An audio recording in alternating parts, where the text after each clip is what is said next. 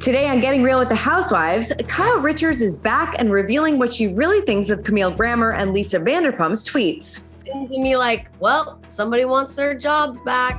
Then how much was Erika Jayne making on the Housewives? Well, we've got all the details.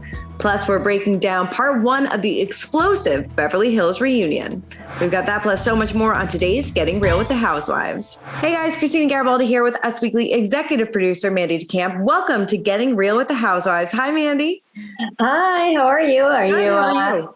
Did you watch the reunion part one? Oh my God, of course I did. I'm so excited to break it all down. What were your impressions of it before we get into it? Yeah, my first impressions, we'll break it down in detail later, but my first impressions were, yeah. I'm excited for part 2 to 4. I feel like this was all just like fluff leading up to what we really all want to get to. Obviously. Seriously, I know they peppered in a little bit of Erika drama just to satisfy us, but yes, we need the meat and potatoes of all this. Yes, and exactly. We're definitely going to get to it, and like you said, we're going to break it all down in a little bit. But first, we have to run down what the ladies have been up to this week, and of course, a lot of Erika Jayne news. I mean, it's basically the Erika Jayne show now. It really is. So first off, it's the moment we've all been waiting for. We know what Erika Jayne was making last season as a housewife, or what she was reportedly making by the New York Times. So in a lengthy expose that New York Times wrote this week, they reported she made $600,000 for season 11. She joined the franchise, we know, in 2015, and it's previously been reported that housewives earn raises if the network keeps asking them back and renews their contracts. An insider tells us that if she returns for season 12, it's going to be much more, noting obviously Erika has been the sole focus this season. And after being put through the ringer and following producers' orders, the source adds that there's no question that the TV personality is going to be demanding a higher paycheck if she returns next year. The insider says the ratings were off the charts because of her storyline and what she's exposed. What she's dealing with regarding Tom, Girardi, and the court is not over yet, so you can only imagine what next season is going to bring. So what do you think? Is this what you were expecting her to make? Do you think it's too much, too little? It's kind of what I expected, maybe. It was a little, yeah. I mean, I wasn't really expecting that much less. I don't know. I guess I wasn't really like blown away by this number. Like, no. I think if it was like over $1 million per season, then yes. But I think that this was probably like average. Yeah. I thought it was a little lower than I thought. I don't think it should be higher. No. Don't get me wrong. I thought it was actually going to be in like the 1 million to 1.5 million range. Mm-hmm. I think if she's asked back next season, it's going to be in that range. Mm-hmm. I think she will be asked back next season. Whether or not she'll be allowed to, we'll see. But yeah, it was a little lower than I thought. However, you know, she's making more than any teachers I know, anyone in the military, more than most Americans. Let's just put it that way. Yeah, no, totally. And for not working, it's not even a full-time job either. You know, they're just. No, it's what, 3 months? Right. 3 months out of the year, plus some press days and things like that. Yeah. So it's not like she's working a 9 to 5, I guess. Exactly. And they get so many deals from the show on Instagram for posting and deals with brands. She has a shoe line, or at least she used to have a shoe line. Yeah. So I can only, I mean, it's not just 600,000. That's like a base salary for 3 months. Exactly. So, yeah. Must be nice. I would take a base salary of 600,000. Yes. Yeah. Well, in other Erika Jayne news, this is very interesting. Bravo has subpoenaed for footage of the Bravo Celebrity. The network has been asked to turn over unaired scenes of the Real Housewives of Beverly Hills by October 26th, which is just in a couple weeks. Now, as the drama continues, attorney Jay Edelson alleged that the reality star has been protected by Bravo and producer Andy Cohen. He exclusively told Us Weekly in a statement, "We have all seen Bravo ride the Girardi embezzlement scandal to historically high ratings. For the most part, Andy Cohen and Bravo have protected Erika, paying her, according to reports, as much as $600,000 to be on the show this year, while allowing her to cast herself as the primary victim of Tom's criminality." Now, he did go on to say that although the reunion trailer suggests that Andy is finally going to ask the tough questions of Erika, he is strategically doing so to increase his ratings and make Bravo even more money. He added that we believe that Bravo has a legal and moral duty to cooperate in our litigation so the true facts come out and the families of the Lion air crash victims can get some justice. If Bravo chooses delays and obstruction, then it has officially become charter members of the increasingly large boatload of people looking to profit from the worst embezzlement scandal the legal industry has seen. Ooh, those are fighting words. Yeah, he's not holding back. Yeah, I mean, I don't know. He does kind of make a good point. I mean, they are using this to create probably the highest ratings that Real Housewives of Beverly Hills has seen. And I mean, this if there was no Erika drama this season, what would we be talking about? You know, I mean, I've fallen off the wagon with some housewife shows because there just isn't enough, like Dallas, which is obviously probably not coming back again. Mm-hmm. You know, and this show, it brought the drama this season.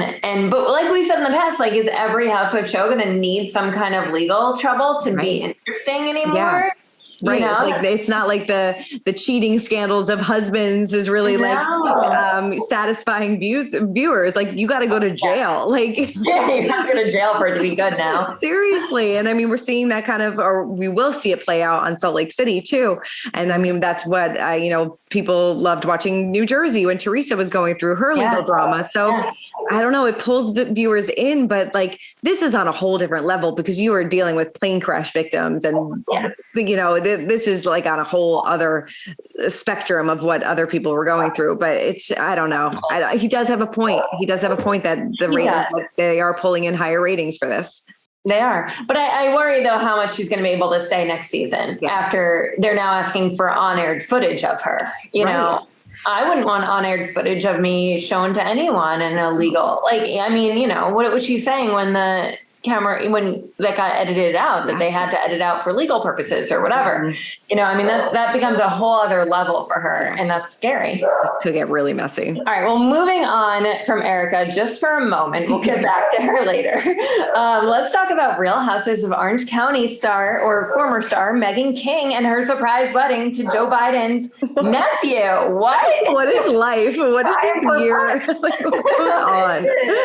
So Meghan King wed President Biden's nephew, Cuff Owens, this week on a Monday, right? Right, so, random Monday. It was a Columbus Day. I guess it was a holiday, so. Okay, yeah, sure. I guess president's schedule is clear for that's true. So King made her romance Instagram official last month while the pair were celebrating her birthday, but no one saw a wedding coming in just a few weeks. So according to White House correspondent Kelly O'Donnell, the small wedding was celebrated at the home of Owens' parents, Valerie and Jack Owens, with both the president and his wife, Dr. Jill Biden, in attendance. Earlier this year, King split from Will Roos and finalized her divorce, of course, from Jim Edmonds, who we saw, their relationship play out on the show when she was on. They share 4-year-old Aspen and 3-year-old twins, Hart and Hayes.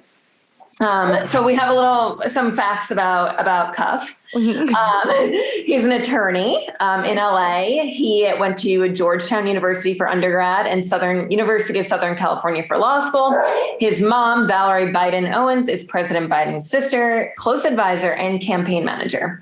And multiple sources have confirmed to us that the pair had only been together for 3 weeks before tying the knot. 3 weeks. 3 weeks. 3 weeks. I mean, do we think that this is going to work out? I mean, I hope for her that it does. I hope it does. I'm genuinely happy for her. I think that she deserves something that's going to last longer. But oh my God, 3 weeks. 3 weeks. 3 weeks is like, obviously, it's such a short amount of time, but it's also such a short amount of time for your kids to get to know somebody too. Yeah. I don't know. It's 3 kids. 3 kids, a lot of changes. They had to go through the divorce and that got really messy. Obviously, they're so young. I'm sure they didn't see any of this play out in the public, but it's real quick. I mean, Brides Magazine has these gorgeous photos of the couple and her kids are in all of them. I mean, of course they are. It's her wedding and they're the wedding party, but I don't know. I mean, I think I dated people who I don't remember their name anymore for 3 weeks. You know what I mean? I don't know. Hopefully it works out for her. She just, just last month, she introduced everybody to him on Instagram and we're like, oh, okay. And then surprise wedding. But I guess she said, when you know, you know. And I hope it works out for her, but we'll see. Me too. Me too. All right. Well, let's break down this week's episodes in our Real Talk. And we have to talk about the big Real Housewives of Beverly Hills reunion. We have to talk about Erika. So she finally addressed the victims. We've been waiting for this all season long. And she did finally say that she feels bad. She said, a lot of people didn't think I had any emotion, but I do feel really bad about this. So finally, she addressed the elephant in the room. Okay. So, all I have to say about Erika is about time. You know, I think it's high time for her to do that. I don't know. I'm excited to see the rest of the reunion to hear more from her. I feel like it was mostly focused on other stuff, but I'm glad she did that. I am glad she did that. What I did find interesting is that her lawyers did advise her not to do this season. They advised her to quit the show and, because this can come back and bite you in the ass, which it kind of seems like it might be doing because they're asking for all this unaired footage. She said she's not a quitter. I'm not quitting the show. She probably needed the money. But that's why she's not quitting, but going to jail or something. I don't know. Right. What's like a couple more months of intense fame to the rest of your life, possibly in jail if they find out? Like, I don't know. I don't know if it really outweighs the outcome, but I don't know. Like we said, we innocent until proven guilty. But like you said, this was really focused on a lot of the other drama that happened this season, especially between Lisa Rinna and Garcelle. Yeah. I felt like it was just talking in circles. Yeah. I was like, I still don't know what either one of you really did to each other. I do agree that Garcelle really does talk a lot more about the Housewives in her confessionals than the other ones necessarily do. Mm-hmm. So I sort of understood that. But that's the best part of the show. Of course. Yeah. That's what stirs up the drama. Yeah, but what did you think about Garcelle bringing up the fact that she heard Lisa, said that race shouldn't be a part of the show? I feel like if Garcelle heard that months ago, she probably should have told Lisa right away. Yes, I do think Garcelle needs to say more things to their face and when it happens and not later in the confessionals. Yeah. I agree that I think it was Dorit that said, you say a lot in the confessionals, but you don't say a lot in person or when we're in group settings or at events. And I did see that. So it seems accurate. It does seem accurate. Do we think that they're actually moving on from all of this, or was that like a superficial? I think that was a little superficial. I think so too. Yeah. Yeah. I definitely think so. Yeah. What about Dorit and Garcelle? Whose side are you on in that whole mess? I think neither. I'm on neither side. I think I see both of their sides sort of, but I don't. I just want to see more of Garcelle in action when they're actually shooting. Like I said, I love the confessional stuff, but I do want, I think I said this earlier. She says that she's left out and I don't blame her and I see it too, but I don't think there's enough of an effort on either side to bring her in. And I don't know how to fix that at this point. Because now I feel like there's kind of some beef in between them all and I don't know. What do you think? I agree with you. Yes, I do need more from Garcelle. I need her to be more interactive when she's with these women. And like you said, not just say it all in the confessional. You have to say it to their face. That's what makes the show. Yeah. So I understand why this may come out of nowhere for a lot of people because you're like, wait, were they fighting this season? No, not really. They're just watching everything back. So yeah. I don't know. Do you think Garcelle is going to be back next season? I do too. If I ask her, I do. She just announced that she's writing a book. She's not going anywhere. Right. She's not going anywhere. Yeah. I feel like this whole cast will be back next season. Unless she gets cast in a big movie and then she might not be. Right. Yeah. Yeah. We'll see. All right. Yeah. All right. Salt Lake City. Let's get into it. What do you think? So Jen and Brooke sat down with each other face to face finally. What did you think about their sit down? I feel like she finally got it. I really did hurt him. And maybe it wasn't her that liked the tweets, but her actions or somebody's actions definitely had a really big effect on him because he never talked about his sexuality publicly. And for her to put words in his mouth or make accusations about his lifestyle, it was not right. No, I agree with you. I feel like she became a little bit more human this episode. You saw it a little bit when she cried and apologized last episode as well. And I think they can put it behind them. And I hope we can put it behind us too, because I'm sick of the storyline. I'm done. Yeah, I'm moving on. I feel like this one is done and dusted. Yeah, we're good. They're good. We're good. We're moving on. Enough of Brooks on the show. Yes, I think. I think so too. We also saw the husbands have a date night, which, to be honest, I was like, this is like something that would have been deleted and edited out, but there wasn't much else going on. Exactly. And I was like, you're no Real Housewives of New Jersey husbands. Like, that's what I feel like they were trying to maybe do. Like, maybe this will be the new bro pack, but I don't know. They didn't really have the same chemistry that those guys have. Yeah, no, I don't know. They were grasping. Yeah, they were. No, but I think you're right. They were like, we got to fill 5 minutes. Let's throw that in. Yeah. And then we saw Lisa and Whitney sit down, finally, have some pie and gin. I want to go to that place. That place looked, I was like, that pecan pie sounds so good right now. I know. Do you think that they were able to put things behind them, or? I don't. I think I mean, we do see in the teaser for next week's episode that something happens between the two of them again. So I just feel like this was like, okay, let's see if maybe we can just, brush over this for a little while. But I think that this is kind of just getting started. Yeah. And then we saw Heather have a talk with her daughter about the birds and the bees, or we'll see it next week, I believe. Right. But she started to chat about that. And I'm like, this poor girl, did she sign up for this? No. I hope she signed a waiver.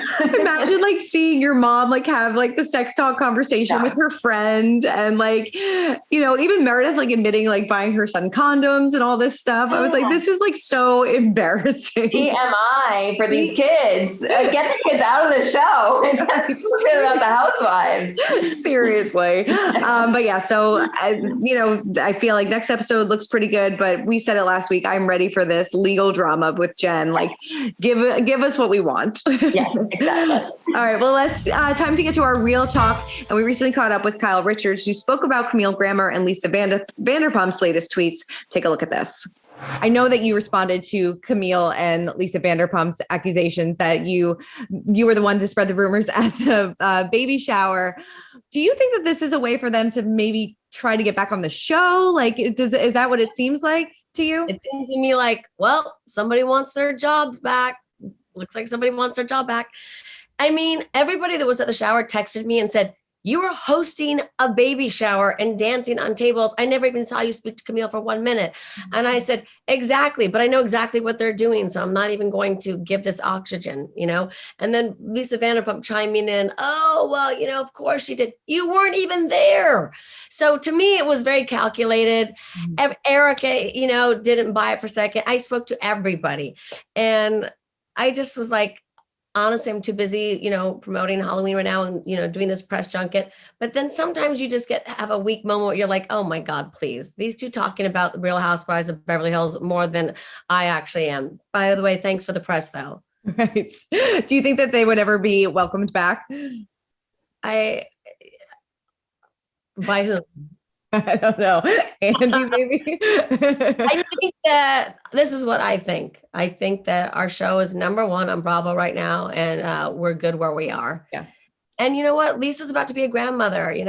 I'm happy for her. She should go and be happy, enjoy her life. I don't know why she's tweeting, things that aren't even true about former cast members. Let's grow up. We're all adults here. Yeah. I mean, I think we said it actually last week that it feels like they do want to have a spot back on the show. 100%. Yeah. Yeah. We're not even really seeing, this is not a Vanderpump show, but we're not even really seeing Lisa on Vanderpump that much this season. No. I just watched episode 2 this week, and I don't think she was in it at all. You saw a little bit of her in the preview for next week, talking to Katie about fertility. And I think that was it. But yeah, very little of her. Very little. Interesting. She's hungry. She is. All right. Well, let's get to our social spotlight of the week, where we discuss which housewife caught our attention on social media. Mandy, what about you?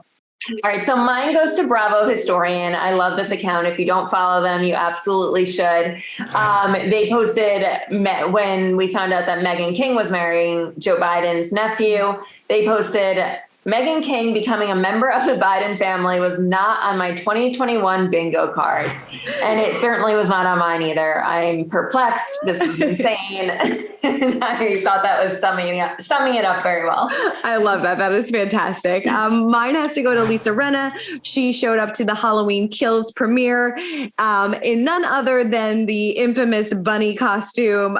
She, of course, referencing her feud with Kim Richards from back in the day, but everybody showed up to the Halloween premiere in costume, and I liked how Lisa had a little fun with it. I loved it. I will never forget the bunny drama, and it goes down in Bravo history. It really does. It really does. And Kyle actually said that don't rule out Kim coming back to Housewives. So yeah. I'm all for that. I'm all for it. All three sisters. I would do it. Honestly, I would just watch a Richards family, or Hilton family, whatever. I guess Richards family show. Oh, totally. Or even just a spinoff. I don't know. Her daughters. It would be. It really would be good. Yes. Yeah. Bravo, get on that. Yeah, seriously. All right. Well, Mandy, thank you for running down all things Housewives with me as always. Thanks, Christina. All right. For much more on the Housewives, head on over to usmagazine.com and check back every Thursday for Getting Real with the Housewives, where we break down all of the latest Housewives episodes. We'll see you guys next week. Bye.